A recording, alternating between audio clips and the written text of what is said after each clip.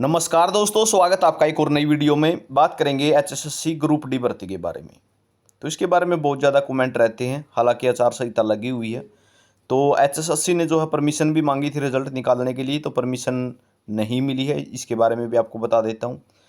Group D में एक खेल कोटा है सबसे मुख्य रूप से, जिसमें ज़्यादा बवाल है, क्योंकि वेरिफिकेशन का मामला है और वेरिफिकेशन के कारण सैलरी भी रोकी गई थी, कुछ को दे भी दी है, जिसकी वेरिफिकेशन हो चुकी है। पोर्टल भी खुला है, लेकिन बहुत से कैंडिडेटों का पोर्टल खुला भी नहीं है। सबसे पहले तो भाई टेलीग्राम ग्रुप अपना खेल कोटा हरियाणा के नाम से, और व्हाट्सएप चैनल है, व्हाट्सएप ग्रुप है, वहाँ पे जुड़ सकते हो। हर अपडेट आपको वहाँ पे मिलती रहेगी। तो वेरिफिकेशन का क्या मामला है, और ग्रुप डी का रिजल्ट अभी फिलहाल आपको पता है आचार संहिता लगी हुई है, तो परमिशन नहीं मिली है तो रिजल्ट नहीं आ सकता, आचार संहिता के बाद ही आएगा। ठीक है। खेल कोटे में 38 नंबर वाले को भी नौकरी मिलेगी, ये बात बिल्कुल क्लियर है। क्यों क्लियर है ये मामला भी आप जो खुद देख पाओगे, मैं आपको दिखा भी देता हूँ। ठीक है। तो खेल कोटे की वेरिफिकेशन का मामला कुछ इस तरीके से है कि जितनी आप उम्मीद लगाए हुए हैं, कुछ उससे ज़्यादा ही आपको सीटें खाली मिलेंगी। तो क्या कुछ मामला है मैं आपको दिखा देता हूँ। और चैनल पर आप नए हैं तो चैनल को सब्सक्राइब जरूर कर लेना अगर आप खेल कोटे से जुड़े हुए हैं। तो दोस्तों क्या है पूरा मामला, आप यहाँ से एक एग्जाम्पल के तौर पे समझ पाएंगे।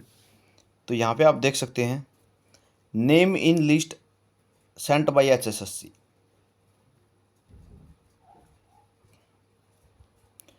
तो यहाँ से आप देख सकते हैं कंप्लीट एचएसएससी ने कितनी भेजी ग्रेडेशन के लिए कैंडिडेटों की लिस्ट, स्पोर्ट्स डिपार्टमेंट ने कितनी इशू की हैं, और इशू बाय स्पोर्ट्स डिपार्टमेंट कितनी है, इशू बाय स्पोर्ट्स डिपार्टमेंट और note issue bye sports department, policy के तहत कितनी मिली, पॉलिसी के तहत कितनी नहीं मिली हैं। ठीक है। एडवर्टाइजमेंट आफ्टर द एडवर्टाइजमेंट, जो एडवर्टाइजमेंट की गई उसके बाद कितनी बनी हुई है। ठीक है। और कुड नॉट बी वेरीफाइड, कितनी वेरीफाई नहीं हुई है। तो यहाँ पे आप देख सकते हैं, जैसे डिस्ट्रिक्ट वाइज यहाँ से देखोगे तो 1883 जो है ग्रेडेशन भेजने का काम किया गया था। 1883 कैंडिडेटों की लिस्ट भेजी एचएसएससी ने। एचएसएससी के पास सिर्फ 1062 कैंडिडेट ही ऐसे हैं जिनकी 1800 की बात कर रहा हूँ, सभी में से नहीं है, कहीं आप सभी में से सोचो। ठीक है। 1800 में से सिर्फ और सिर्फ 1062 के पास ग्रेडेशन थी स्पोर्ट्स डिपार्टमेंट ने जिसको इशू की हुई है। ठीक है। Issued by sports department. ठीक है। तो स्पोर्ट्स डिपार्टमेंट ने तो मात्र 1062 को ही इशू की थी 1883 में से। ठीक है। तो सीधी बात क्या हुई, जो 821 हैं। ठीक है।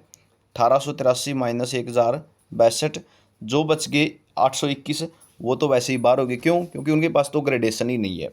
वो 821 कौन से हो गए, जिन्होंने कोई भी स्कूल में छोटा मोटा सर्टिफिकेट मिल गया वो लगा दिया, या फिर गलत तरीके से ग्रेडेशन बनवा रखी है, किसी डीएसओ ने बनवा दी या किसी और अधिकारी ने बनवा दी, लेकिन वो स्पोर्ट्स डिपार्टमेंट में उसका रिकॉर्ड ही नहीं है। ठीक है। उसके बाद बात आती है इशूड एज पर पॉलिसी 25/5/2018 के तहत। ये 821 तो 12 ही हो चुके हैं। इस 1062 में से 202 के पास क्या मिली, ग्रेडेशन मिली, जो 25/5/2018 की पॉलिसी को कवर करते हैं। ठीक है। Found not issued as per policy, policy के तहत 186 ऐसे कैंडिडेट भी मिल गए जिनके पास ग्रेडेशन पॉलिसी के तहत नहीं है। ठीक है। यहाँ से समझते चलना अच्छे से बात को। ठीक है। तो 202 तो ऐसे मिल गए, 202 कैंडिडेट तो ऐसे मिल गए जिसके पास ग्रेडेशन है, 186 ऐसे मिल गए जिसके पास ग्रेडेशन पॉलिसी के तहत नहीं है। 30 कैंडिडेट ऐसे भी मिल गए जो जिसकी एडवर्टाइजमेंट के बाद बनी हुई है। ठीक है। यहाँ पे एक छोटा आंकड़ा 2 है 3 है, कुछ ऐसा भी दिया हुआ है। तो 30 कैंडिडेट ऐसे मिल गए जिनके पास पॉलिसी यानी एडवर्टाइजमेंट के बाद, भर्ती के एडवर्टाइजमेंट आने के बाद जो है ग्रेडेशन बनी हुई है उनकी। ठीक है। तो यहाँ से आप देखोगे ये कैंडिडेट हो गए, और 642 कैंडिडेट ऐसे मिले हैं जो मतलब कि जिनकी कुड नॉट बी वेरीफाइड, अभी तक इनको वेरीफाई नहीं किया गया। क्यों नहीं किया गया? ठीक है। अब आप पूछोगे, ठीक है, हो सकता है अभी वेरीफाई कर भी दिया गया हो, ये रिकॉर्ड थोड़ा पुराना है। तो 642, मैं सिर्फ आपको ये समझाने की कोशिश कर रहा हूँ कि 38 पे ही लिस्ट क्यों आएगी। ठीक है। और मामला है क्या। तो 642 ऐसे हैं जिनको वेरीफाई नहीं किया गया। क्यों वेरीफाई नहीं किया गया? जो आपका ऑल इंडिया ओलंपिक IOA वाला मामला है, वहाँ से जब तक इनकी लिस्ट नहीं आती तब तक इनको वेरीफाई नहीं किया जाता। ये यहाँ से इस लिस्ट में तभी आते हैं, यहाँ से आपकी इस लिस्ट में से यहाँ पे रिकॉर्ड तभी आएगा इनका जब उनका रिकॉर्ड आ जाएगा कि इनके पास ग्रेडेशन है भी या नहीं। जैसे ये 821 है, इनका तो अलग मैटर है, ये तो है ही नहीं, इनके पास तो ग्रेडेशन है ही नहीं। लेकिन इनके पास ग्रेडेशन है, लेकिन वो अप्रूव्ड है या नहीं है, पॉलिसी के तहत है या नहीं है, तो वो इस कॉलम में आ जाएंगे कि पॉलिसी के तहत है भी इनके पास या नहीं है, एडवर्टाइजमेंट के बाद है या नहीं है। ठीक है, तो इस तरीके से जो है ये मामला सामने आ रहा है। ठीक है, तो आप यहाँ से एक बड़ा स्कोर देखोगे, 1883 की ग्रेडेशन वेरिफिकेशन के लिए भेज दी, सिर्फ और सिर्फ 1062 कैंडिडेट ही ऐसे मिले जिनके पास ग्रेडेशन थी। ठीक है, एक बड़ा आंकड़ा तो यहीं से बाहर होने लग रहा है। उसके बाद यहाँ पे देखोगे 1062 में से सिर्फ आप ये कह सकते हो मात्र 20% कैंडिडेट के पास ही पॉलिसी के तहत ग्रेडेशन मिली हैं। ठीक है, मैं आपको आज भी यही आश्वासन दे रहा हूँ और गलत नहीं है। ESP में चाहे आप जर्नल से हो, ठीक है, चाहे आप EWS से हो, चाहे BCA BCB SC category, SC BCA BCB वालों को तो अच्छे से समझ में वैसे ही आ चुका होगा। जर्नल और EWS से जो बचे हुए हैं उनको भी बता दूं, 38 नंबर वाले तक का भी फाइनल सिलेक्शन होना है ग्रेडेशन वेरिफिकेशन के बाद। ठीक है, ये बिल्कुल क्लियर है। ठीक है, क्यों? क्योंकि पॉलिसी के तहत ग्रेडेशन है या नहीं है ये मैटर करेगा। ठीक है, ऑल इंडिया ओलंपिक एसोसिएशन से अप्रूव्ड है या नहीं है ये मैटर करेगा। ठीक है, और सबसे बड़ा आंकड़ा तो ये निकल के आ रहा है कि ग्रेडेशन ही नहीं है बहुत से ज़्यादा कैंडिडेटों के पास। तो